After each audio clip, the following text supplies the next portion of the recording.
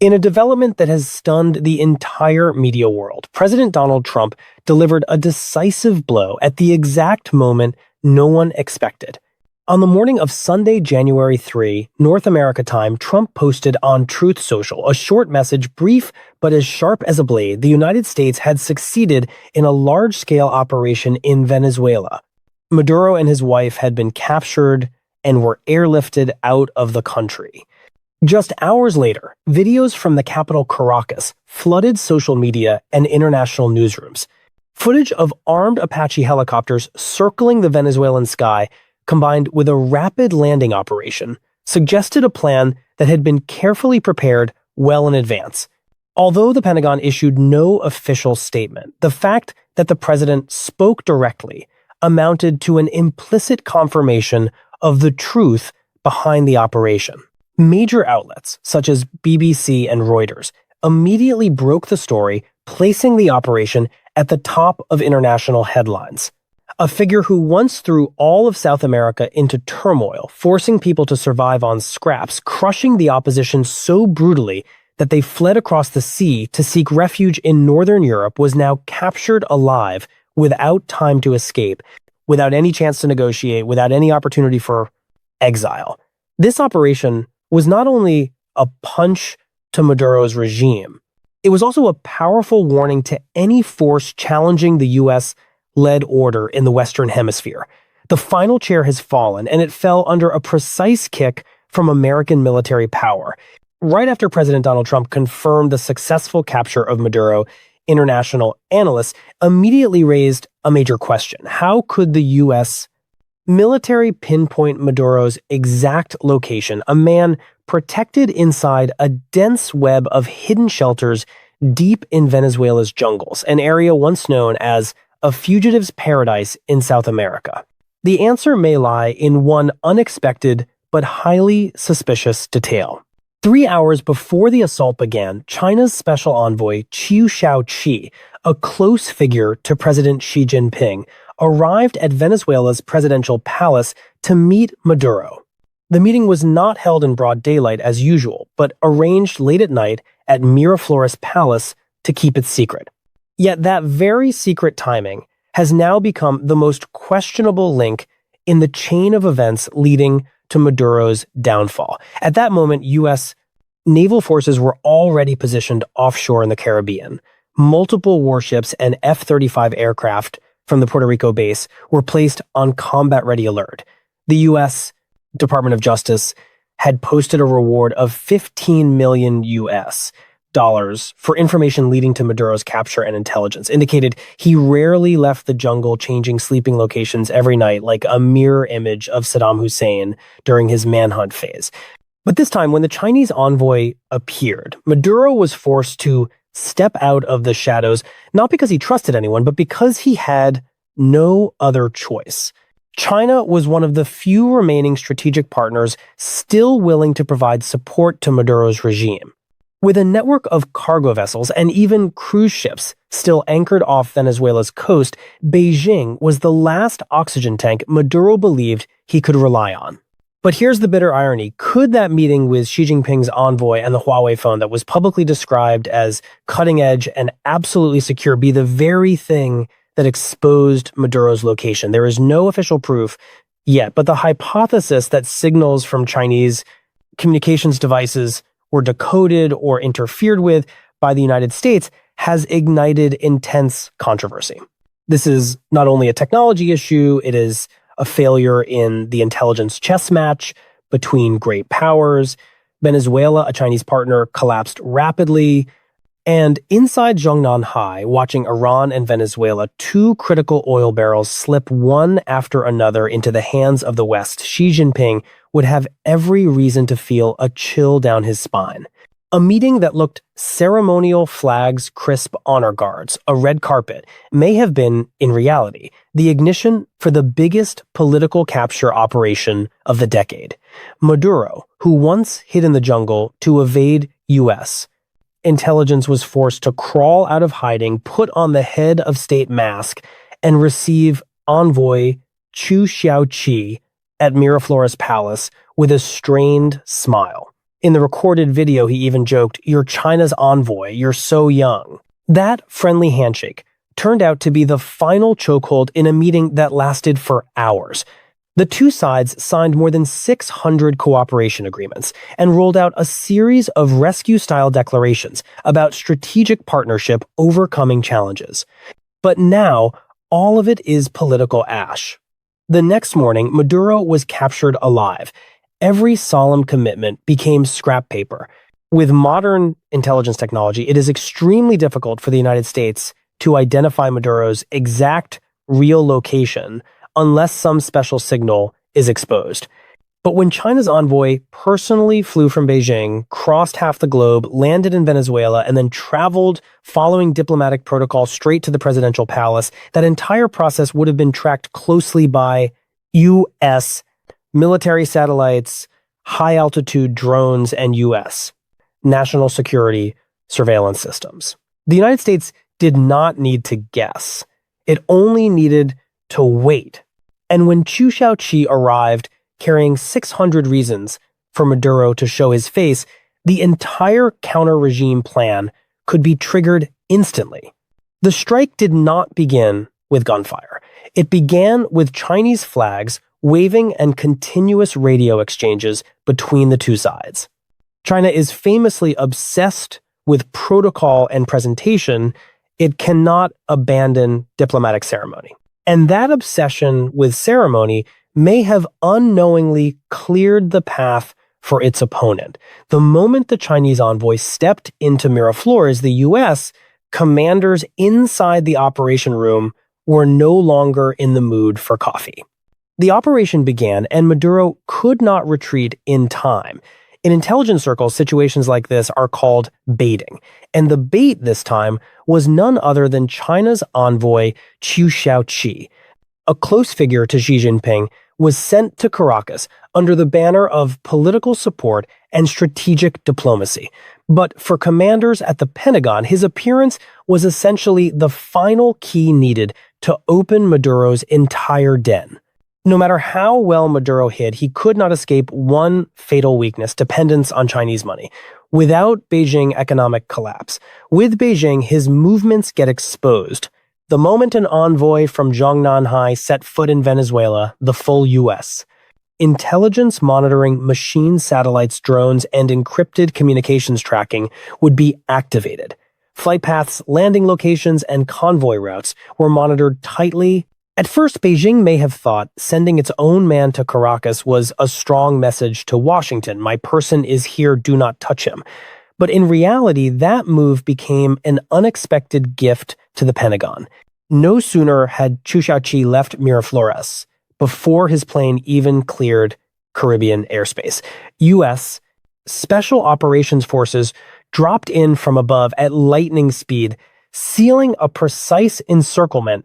At that point, the question has to be asked again: was Chiu Shaoqi an envoy, or was he the black and white impermanence figure sent to scare the soul of a regime sliding into darkness? China's leadership would be confused as well.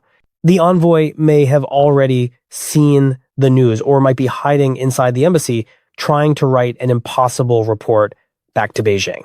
In the end, was this an intelligence failure, a strategic mistake, or a sign that China's soft power is becoming a double-edged blade? And the biggest question now being asked across authoritarian capitals after this: who will still dare to meet a Chinese envoy when a handshake can become a signal for the end, and a cooperation statement can become an execution notice?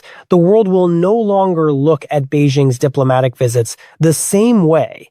In 2023, during a visit to China, Xi Jinping gave Maduro a Huawei Mate X3 phone. The image of Maduro hugging the phone, showing it off to the media, and declaring it the safest phone in the world, something America could never wiretap, quickly became a propaganda symbol for Beijing's so-called anti-U technology. 2 years later, at a military parade in Red Square, Moscow in 2025, that gift was upgraded to the Mate X6, a symbolic act that functioned like a public confirmation of the special political relationship between the two sides. Chinese state media at the time openly praised the Mate X6 as a top-secret command device on the global anti-US front, meant for the highest-level use. It sounded powerful, but reality revealed a brutally bitter paradox. In modern electronic warfare, a mobile phone, no matter how encrypted, is still a signal-emitting device. The moment it powers on and connects to a network, location data usage patterns and electronic signatures can be collected. For the US military, an actor that controls the global electromagnetic spectrum, the concept of a phone that cannot be wiretapped almost does not exist. Especially a device with such a high political profile like the Mate X6, personally gifted by Xi Jinping, would almost certainly have been placed on a watch list long ago.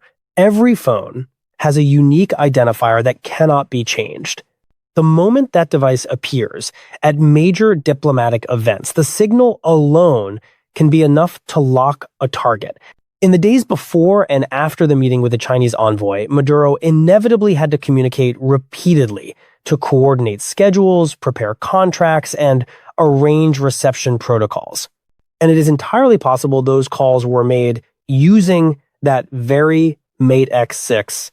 A gift intended to symbolize strategic friendship would not be a diplomatic symbol to the NSA and US Cyber Command. It would be a beacon broadcasting location.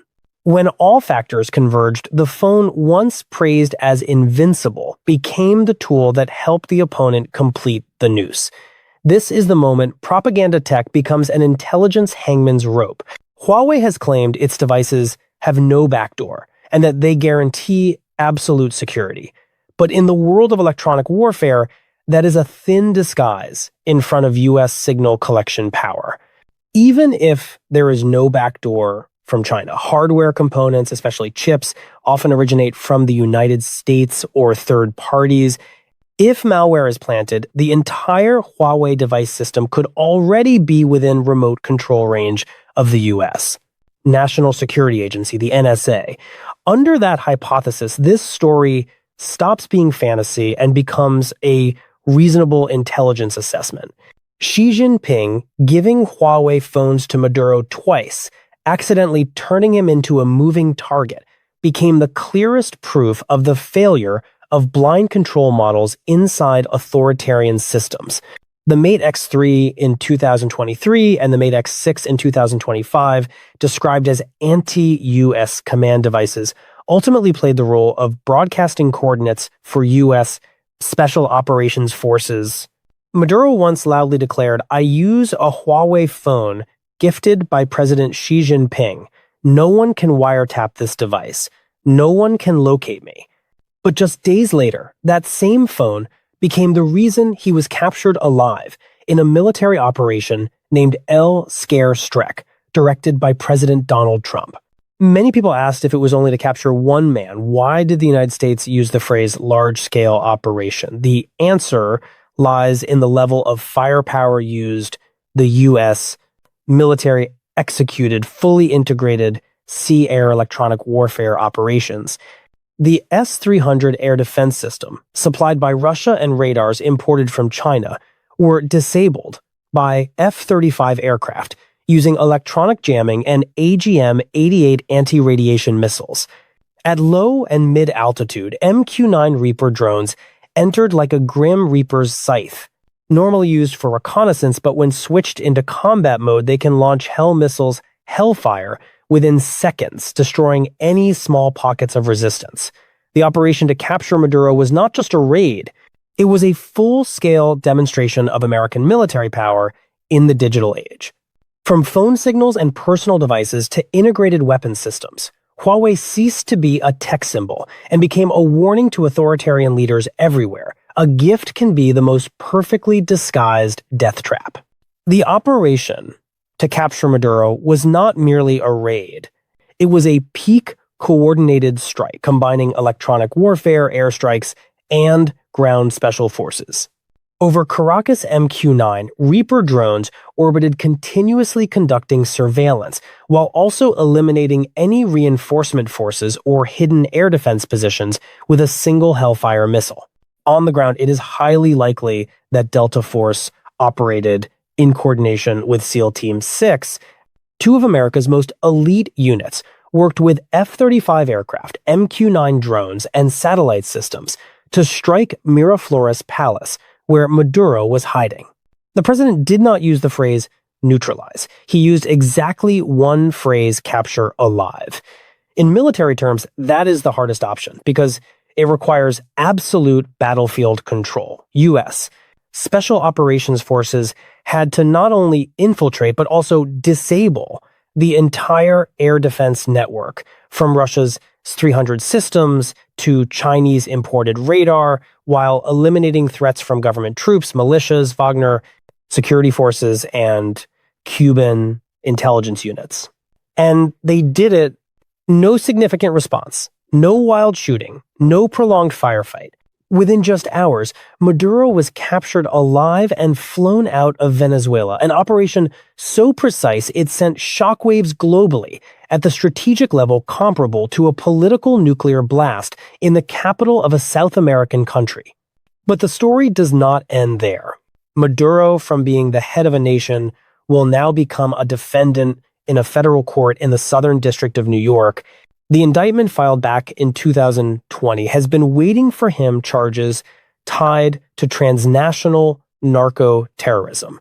If convicted, he would be sent to one of the most secure prisons in the United States, ADX Florence, Colorado, where inmates include figures like El Chapo, the mastermind behind the September 11th attacks, and the Boston Marathon bomber. There, each prisoner is held in solitary confinement inside a concrete cell, given only 1 hour of outdoor time per day inside a steel cage. No phone, no special envoys, no social media. The rest of his life would pass in silence. But that silence is exactly what Beijing fears most. Because if Maduro starts talking, China's underground financial system in South America could be exposed. Debts worth hundreds of billions of US dollars routes where money flows back into hidden accounts, Huawei devices installed inside infrastructure networks. Everything could come into the open. So all it might take is Maduro wanting a television or shaving a few years off a sentence for what Zhong Nanhai wants hidden most to become public record inside a courtroom in New York. Maduro was not only the man running Venezuela, he was the man personally signing and executing oil credit and intelligence deals with China. If he is hauled into court, even a small confession could bring into daylight what Beijing has tried to bury for decades, from lending networks worth hundreds of billions to money transfers routed into private accounts of elites to Huawei, installing surveillance hardware inside Venezuela's telecom backbone. However, Maduro's capture is only the visible tip of a larger strategic iceberg. In recent days, Iran, China's other remaining key partner, has been sinking into chaos.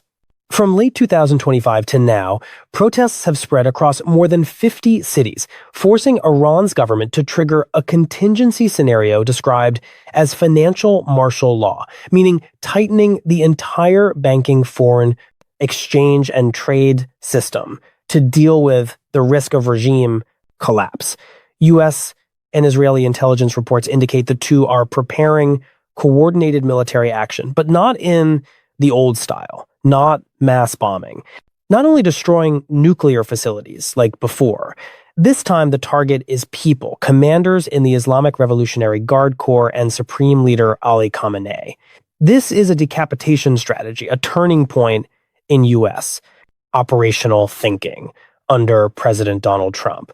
When you connect the Venezuela operation with the Iran track, a deeper strategic shift becomes obvious. The United States is no longer striking the system, it is striking the command core. No occupation, no land grab, no mass civilian harm. Neutralize the leader and the structure underneath collapses like dominoes. Losing Venezuela is not just losing a political partner, it is losing a major artery in Beijing's energy strategy. China is the world's largest oil importer, with more than 70% of its energy demand dependent on external sources. And the thing Beijing fears most is the U.S. Navy sealing the Strait of Malacca, the lifeline route for oil tankers from the Middle East and Africa. For years, Xi Jinping has tried to diversify energy supplies to reduce dependence on the US dollar and US naval control.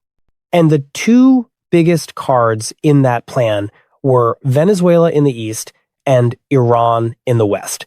Both were under US sanctions, meaning they could only sell oil to China at discounted prices through barter-style trades and payments in yuan. It looked like a perfect strategy, but now both pieces are falling. One leader has been captured, the other is under pressure and in the crosshairs. And Beijing understands if this decapitation strategy expands, China will have nowhere left to hide. Now everything is becoming clear. Maduro has fallen. A new government is taking over the legislative complex and key command institutions in Caracas. For the first time in years, the opposition has regained power in a transfer that is deeply symbolic. And as always in a regime collapse scenario, the first move of the new leadership will be to restore relations with the United States and the West. When that happens, Venezuela's massive oil will no longer be sold cheaply to China. Instead, it will return to global markets priced and settled in US dollars, aligned with the United States, Europe, and major energy corporations. For China, that is a direct strike at the energy ecosystem. Beijing spent decades building hundreds of billions of US dollars poured into Venezuela through infrastructure financing, aid, and technology, now risk becoming dead investment. And if Iran also changes course, or Supreme Leader Khamenei is removed from the board, then Beijing's entire model of sanctions partner energy collapses completely. From Hamas to Hezbollah, from Maduro to Khamenei, the domino effect is spreading. And the final piece in that chain is Zhongnanhai itself. The year 2026 is beginning not with summit meetings, not with peace communiques, but with the live capture of a sitting head of state inside his own capital, with protests spreading from Tehran to Syria, and with a global shockwave in US military strategy. Maduro's dream ends with handcuffs and an orange prison jumpsuit in New York, something he once mocked as impossible, but which became reality. Meanwhile, the China dream Xi Jinping once painted of a China beyond US, control, energy independent, leading the world, is slowly turning into a nightmare. Because when it loses its two biggest pillars, Iran in the West and Venezuela in the East, China no longer has any truly safe energy route. The United States does not need to invade. It does not need to seize land. It only needs to neutralize the leader, and the entire structure begins to fracture. And when Xi Jinping sees the image of Maduro being escorted onto an aircraft by US Special Operations Forces, he cannot help but ask himself, if a war breaks out in the Taiwan Strait, would the United States use the same method against me? Ladies and gentlemen, our video time ends here. Thank you for your attention and for watching.